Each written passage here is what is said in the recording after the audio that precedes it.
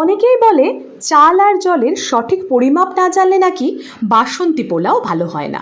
আর আজ আমি শেখাবো একটু ভাত রান্না করতে জানলেই কিভাবে বিয়ে বাড়ির মতন বাসন্তী পোলাও তৈরি করা যায়। শুধু একটু চিনির সহজ পরিমাপ জানলেই হবে, যা সবশেষে আমি বলে দেব। প্রথমে একটি প্যানে ঘি দিয়ে কাজু বাদাম ভেজে তুলে নিতে হবে। এবার তাতে অনেকটা জল দিয়ে একে একে এলাচ, দারচিনি, লবঙ্গ, হলুদ, 3-4 চামচ কেওড়া জল ও গোলাপ জল দিয়ে ভালো করে ফুটতে দিতে হবে। জল ফুটে এলে তাতে আধ ঘন্টা আগে ভেজানো গোবিন্দভোগ চাল এবং পরিমাণ মতো নুন দিয়ে ভালো করে ফুটতে দিতে হবে।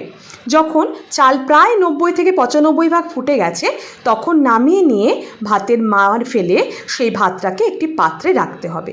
এবার অন্য একটি পাত্রে বেশ অনেকটা ভাত নিয়ে তাতে আগে থেকে ভেজে রাখা কাজু, কিশমিশ, চিনি ও ঘি ছড়িয়ে দিয়ে ওপরে আরেকটা ভাতের স্তর দিয়ে তাতেও ঠিক একইভাবে সব উপকরণ ছড়িয়ে 10 মিনিটের জন্য ঢাকা দিয়ে রাখতে হবে।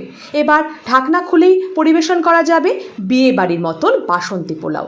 সব শেষে বলি, কাজু, কিশমিশ, ঘি নিজের ইচ্ছে মতো দিলেও চিনি কিন্তু প্রতি 250 গ্রাম চালে 50 গ্রাম চিনি ব্যবহার করলেই স্বাদে ও গন্ধে বাসন্তী পোলাও হবে একেবারে অতুলনীয়।